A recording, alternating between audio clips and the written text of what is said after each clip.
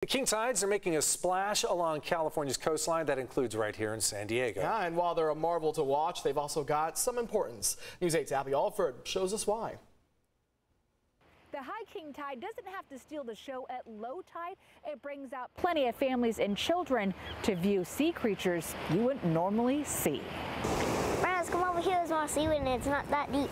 As 7-year-old Maverick Tom, his mom Jennifer, and little sister Melrose show me the hair slug they found. I think it moved a little bit. You think it moved? The slug already slithered its way through the La Jolla tide pool Friday afternoon when the lowest tide reached below a foot during the king tide event. Well, we stumbled upon it on accident last year, and so ever since we've been Googling when the king tides are every year, and I marked it on my calendar like a geek. Earlier in the morning, the high king tide hit Imperial Beach.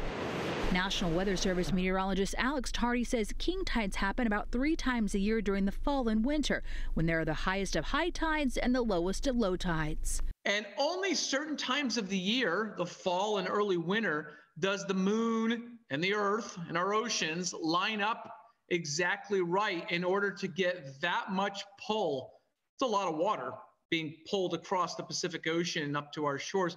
This weekend, you won't see what we've seen in years past when you combine king tides with swells and high surf, but you could see some flooding. You will see parking lots, low-lying areas, and like I said, the beaches will be pretty much gone in most places because 7 feet is a lot. That's about 6 to 7 feet higher than a low tide. Even if the king tides look underwhelming, researchers say it's important. We're asking people to go out and safely photograph those high tides for us. Annie Kohut-Frankel manages the California King Tide Project that studies the event to better understand climate change impact on sea level rise. That gives us a glimpse into the future. It helps us visualize what future sea level rise will look like, because that 1 to 2 feet increase is what we're expecting to see within the next few decades. Whether you like your beach covered or you like a lot of beach and tide pools, the next low king tide is tomorrow afternoon around 3 o'clock. Better than any science lab you could get in school, in my opinion. The National Weather Service says the peak of the high king tide will be tomorrow morning around 8 a.m. It'll reach about 7 feet. The next king tide event will be in early January.